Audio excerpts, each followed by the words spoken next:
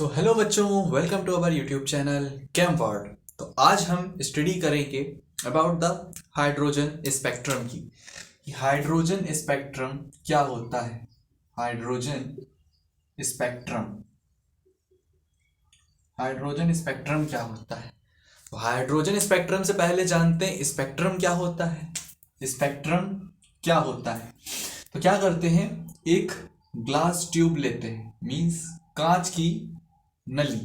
क्या लेते हैं? कांच की नली जिसमें कोई गैस भरी हुई है, जिसमें कोई भी गैस एक भरी हुई है अंदर, इसके इस तरह से कोई भी गैस भरी हुई है। फिर क्या करते हैं, इसको हम नीचे से फायर करते हैं, टेम्परेचर देते हैं। क्या करते हैं? टेम्परेचर देते हैं। इस तरह से बर्नर हमने लगाया हुआ है और हम ये क्या कर रहे हैं, टेम्परेचर दे रहे हैं। टेम्परेचर दे रहे हैं, देखा होगा केमिस्ट्री लैब में, वही हमने बर्नर लिया है, टेम्परेचर दे रहे हैं, ऊपर ग्लास ट्यूब है। ठीक है, इसमें एक काम और कर सकते हैं, अगर आपके पास प्रेशर कम हो, एटमॉस्फेयर में कम प्रेशर हो, तो आप इसमें इलेक्ट्रिसिटी भी फ्लो कर सकते हो, मतलब विद्युत विसर्जन भी कर सकते हो। लेकिन हम क्या करते हैं, नॉर्मल टेम्परेचर नॉर्मल प्रेशर पे बात करते हैं। हमने एक रॉड ली हुई है, उसमें एक गैस है और हम उसको ताप दे रहे हैं। क्या दे रहे हैं? ताप, यानी कि टेम्परेचर इसको हम दे रहे हैं। तो क्या होता है, इसमें से कुछ किरणें, कुछ प्रकाश किरणें इस तरह से उत्सर्जित होती हैं, निकलती हैं। ठीक है, उत्सर्जित होती है। तो जब हमने इन किरणों को माइक्रोस्कोप से देखा, ठीक है, या माइक्रोस्पेक्ट्रम से देखा, तो हमको ये एक व्यवस्था मिली, एक व्यवस्था मिली। ठीक है, तो वो व्यवस्था मिली, जिस व्यवस्था को हमने कह दिया कि हमको यहाँ पर अलग अलग तरह के, अलग अलग आवृत्ति के, अलग अलग फ्रीक्वेंसी के स्पेक्ट्रम मिले, लाइंस मिली, जिनको हमने बोला स्पेक्ट्रम। क्या बोला? स्पेक्ट्रम। डिफरेंट डिफरेंट आपको फ्रीक्वेंसी की रेज मिली, डिफरेंट फ्रीक्वेंसी की आपको यहाँ पर रेज मिली, जिनको आपने कह दिया ये होता है स्पेक्ट्रम। ठीक है, ये होता है स्पेक्ट्रम। तो hydrogen spectrum means hydrogen gas को यूज किया गया होगा, उसका स्पेक्ट्रम निकाला गया होगा। तो अब होता क्या है देखेंगे, स्पेक्ट्रम आखिर बनते कैसे हैं, ऐसा कैसे होता है, हीट दिया तो हुआ क्या, तो देखेंगे।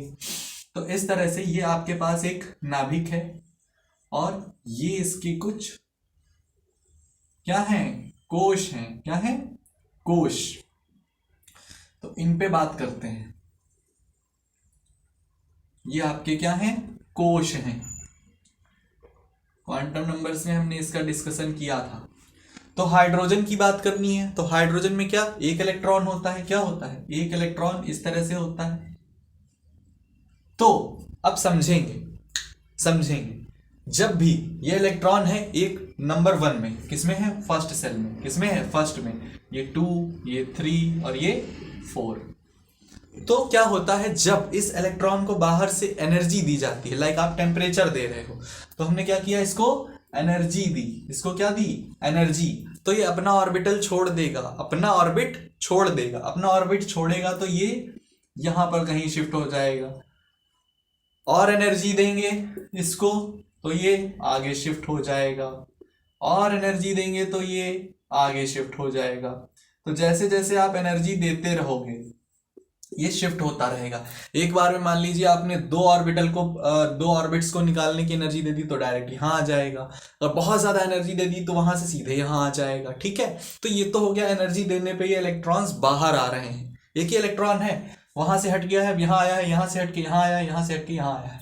ठीक है, अब क्या होता है, इसके बाद जब ये एनर्जी देना बंद कर देंगे तो वो इलेक्ट्रॉन क्या करेगा, वापस अपनी स्टेट में जाएगा, वापस अपने कोश में जाएगा। तो जैसे ही ये इलेक्ट्रॉन वापस से यहां पहुंचेगा तो यहां पर करेगा ये एनर्जी रिलीज। क्या करेगा?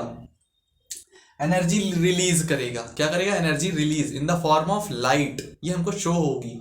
फिर ये इलेक्ट्रॉन जैसे यहां पर ट्रांसफर होगा, यहां के बाद तो यहां पर भी एनर्जी रिलीज होगी, यहां पर होगा तब भी एनर्जी रिलीज होगी। या कहें ये इलेक्ट्रॉन डायरेक्ट 4th से किस में चला गया, 1 में चला गया। तो एनर्जी लेके ये आए थे, तो अगर वापस जाएंगे तो इनको एनर्जी देनी पड़ेगी, यही इनको एनर्जी देनी पड़ेगी, कंजर्वेशन ऑफ एनर्जी लग जाएगा। तो एनर्जी क्या, जितनी आपने लेके यहां तक आए हो उतनी दे के वापस जानी पड़ेगी, तो एनर्जी क्या, रिलीज होगी। बस यही जो एनर्जी रिलीज होगी यही बना देगी स्पेक्ट्रम।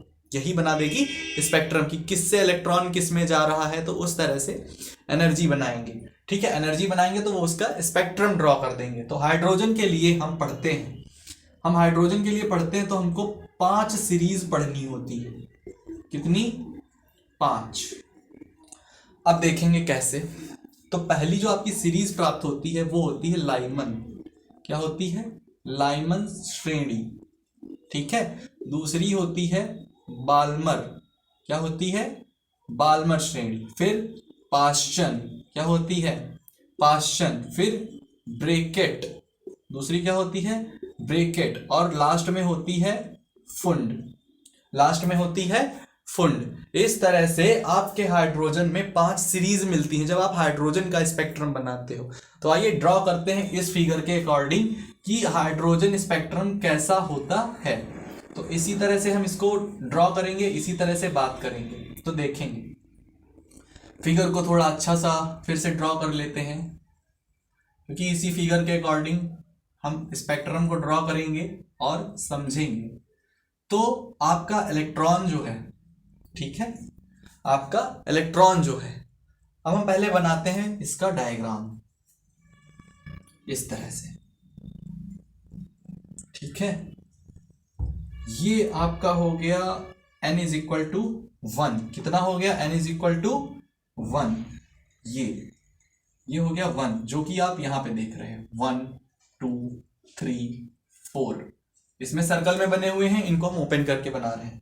ये हो गया आपका 2, ये हो गया 3, ये 4, ठीक है, यहां पर 5, ये 6, यहां 7, ठीक है, और यहां पर 8। इस तरह से हमने 8 कोश बना लिए हाइड्रोजन के लिए। कितने? 8 बना लिए हैं। अब देखेंगे इसमें कि कैसे ये हो रहा है।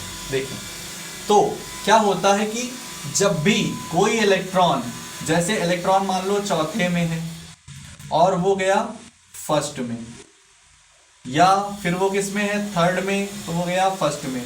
2 में है तो कहाँ गया? फर्स्ट में।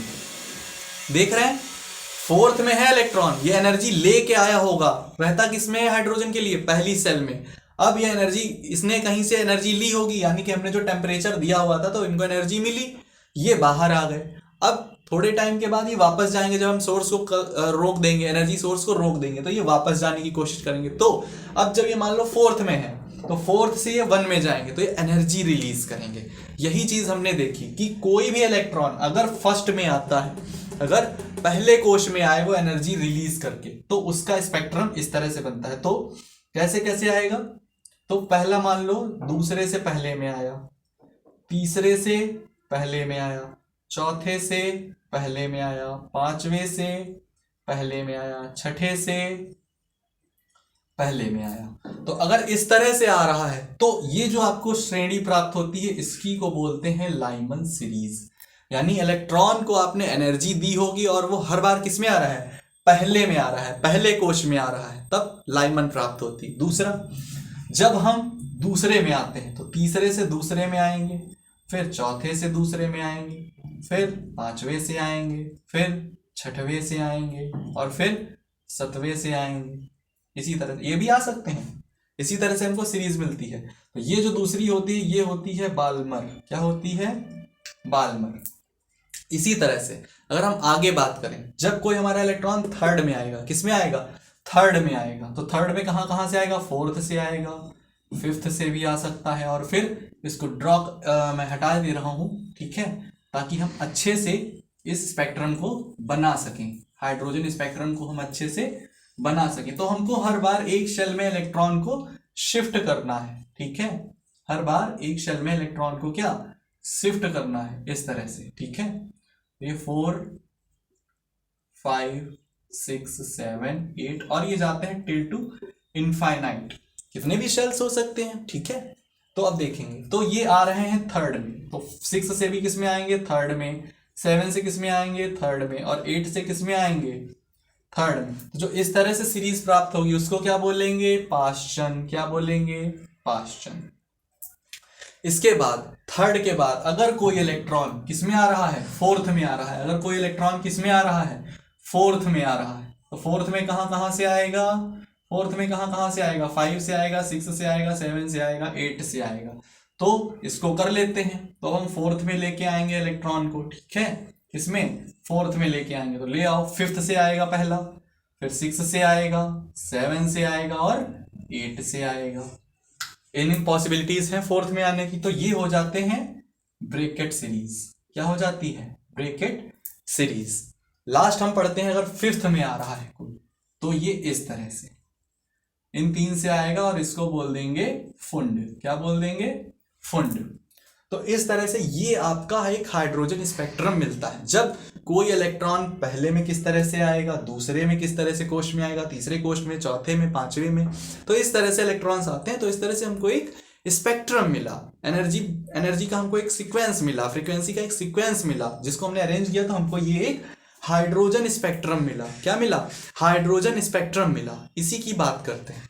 तो यही होता है आपका हाइड्रोजन स्पेक्ट्रम। अब होता क्या है देखेंगे कि जैसे ये नाभिक है और ये इस पे क्या है, इसके कोश हैं। अब कोई इलेक्ट्रॉन जिसकी इसमें एनर्जी है E1, कितनी है E1, और इसमें कितनी है E2, दूसरे शेल में कितनी है E2। तो अगर हम वहां से टोटल एनर्जी निकालना चाहेंगे, यानी डेल्टा E अगर निकालना चाहेंगे, तो वो आता है E2 माइनस E1। क्या आता है, E2 माइनस E1। क्या आता है, E2 माइनस E1।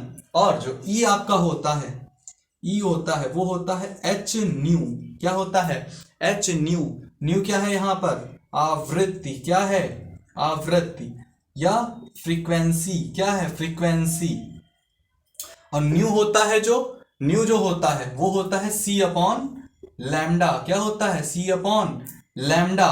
तो E की वैल्यू, इसको लैम्डा की वैल्यू यहाँ, सॉरी न्यू की वैल्यू इसमें रखेंगे, तो क्या आ जाएगा, E is equal to HC upon lambda. क्या आ जाएगा, HC अपॉन लैम्डा, जहां H क्या है, प्लैंक कांस्टेंट है। H क्या है, प्लैंक कांस्टेंट है। C क्या है, स्पीड ऑफ लाइट, और लैम्डा क्या हो गई, वेवलेंथ, यानी तरंग दैर्ध्य। क्या हो गई, तरंग दैर्ध्य। ठीक है, तरंग दैर्ध्य, या क्या कहेंगे, वेवलेंथ। क्या होती है, वेवलेंथ। तो ये आपकी वेवलेंथ हो गई। तो यहां से आप एनर्जी कैलकुलेट कर सकते हो, किसी भी स्पेक्ट्रम के लिए, कि अगर आपका कोई इलेक्ट्रॉन N1 से N2 में, N3 से N2 में आया है और उसकी एनर्जी आपको पता है, तो वहां से आप एनर्जी कैलकुलेट करके उसकी तरंगदैर्ध्य लैम्डा की वैल्यू निकाल सकते हो। अगर आपको तरंगदैर्ध्य पता है तो आप उस इलेक्ट्रॉन की एनर्जी कैलकुलेट कर सकते हो कि वो कितनी एनर्जी ले करके बाहर से अंदर आया है, या उसने कितनी एनर्जी रिलीज की है। ठीक है, तो आप दोनों ही चीजें यहाँ से कैलकुलेट कर सकते हो, एनर्जी भी और लैम्डा यानी तरंगदैर्ध्य भी। तो यही होता है हमारा हाइड्रोजन स्पेक्ट्रम। इसी के बारे में बात करते हैं। इसमें न्यूमेरिकल्स आते हैं, अच्छे न्यूमेरिकल्स आते हैं। ठीक है, तो यही होता है आपका हाइड्रोजन स्पेक्ट्रम, जिसमें आपको 5 सीरीज मिलती हैं, लाइमन, बामर, पाशन, ब्रैकेट और फुंड। ठीक है, ओके, थैंक यू।